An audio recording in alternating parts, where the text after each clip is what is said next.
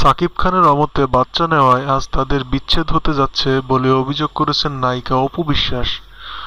অপু বিশ্বাস বলেন, কলকাতার একটি ক্লিনিকে 2016 সালের 17 সেপ্টেম্বর জন্ম হয় আবরাম খান জয়ের।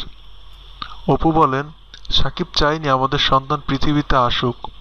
এজন্য অ্যাবর্শন করাতে প্রথমে ব্যাংককে, পরে কলকাতা একটি ক্লিনিকে সাকিব তার চাচাতো ভাই মনিরকে দিয়ে আমাকে পাঠায়। চিকিৎসক সাফ জানিয়ে দেন অ্যাবর্শন করার স্টেজ আর নেই, তাই বাচ্চা জন্ম দেওয়ার সিদ্ধান্তই নেই। আর এই সিদ্ধান্ততেই আমার জন্য কাল হয়ে দাঁড়ায়। তিনি আরও বলেন, সাকিব জানিয়ে দিল সন্তানের জন্ম হলে সে আমাকে ডিভোর্স দিবে। যখন কলকাতার ক্লিনিকে জয়ের জন্ম হচ্ছিল তখন সাকিব কলকাতায় শিকারী ছবির শুটিং করছিল।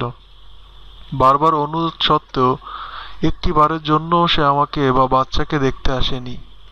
প্রসঙ্গত, ঢাকা উত্তর সিটি কর্পোরেশনে সাকিব অপুর বিবাহ বিচ্ছেদের তৃতীয় শেষ শুনানি আজ। যথারীতি ডিভোর্সের সিদ্ধান্তে অটল সাকিব আজও আসবেন না শুনানিতে।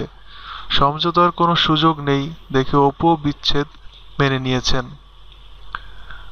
গত বছরের 22 নভেম্বর অপুকে বিবাহ বিচ্ছেদের চিঠি পাঠান সাকিব। গণমাধ্যমে প্রকাশিত হয় 3 মাস পর কার্যকর হবে বিবাহ বিচ্ছেদ।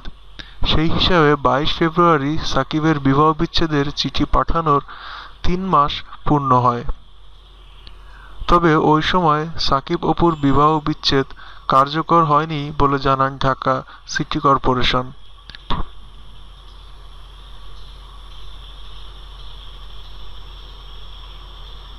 তিনি বলেন, আমরা সিটি কর্পোরেশনের তাদের 3 মাসের 3 বার ডাকবো, সেই তৃতীয়বার বিষয়টি ফয়সালা হবে। তিনি আরও জানান, আজ 12 মার্চ তৃতীয় ও শেষবারের জন্য তাদের ডাকা হয়েছে। এদিন যদি তারা না উপস্থিত হন তাহলে বিবাহ বিচ্ছেদ কার্যকর হয়ে যাবে। সাকিব সিদ্ধান্তে অটল থাকায় আজই কার্যকর হতে যাচ্ছে এই তারকা দম্পতির বিবাহ বিচ্ছেদ। সেলিব্রিটিদের সকল খবরাখবর পেতে আমাদের চ্যানেলটি সাবস্ক্রাইব করুন। ধন্যবাদ।